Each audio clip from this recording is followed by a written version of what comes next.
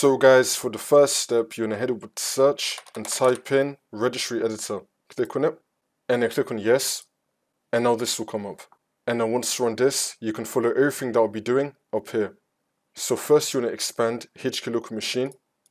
Now you want to expand software. Now you want to expand Microsoft. And now we're going to expand Windows. We're going to scroll down till we find Windows. You want to expand Windows. I'm going to make this a bit bigger now. And now we're going to expand current version. And now you want to click on Explorer. We're going to scroll down till we find Explorer. You want to click on this. And now this will appear on the right side. Again, you can follow everything that I did up here. And now once you're on this, you want to right click on the white space and then click on new and then click on deal with 32-bit value. You want to call this SmartScreen enabled and then click on enter. Now you want to double click on this. Make sure that you have the value data on 0. So in this box right here, you want to have the number 0 and then click on OK.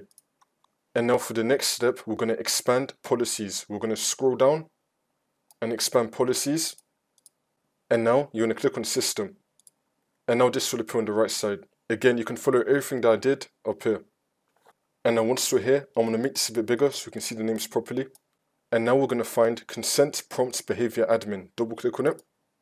And now in this box right here, you want to type in 0. Make sure that in the validator box, you have the number 0 and then click on OK. And now you want to find enable LUA. Double click on it. And then do the same thing. Validator 0 and then click on OK. And now for the last step, you just want to restart your computer and then the problem should be fixed.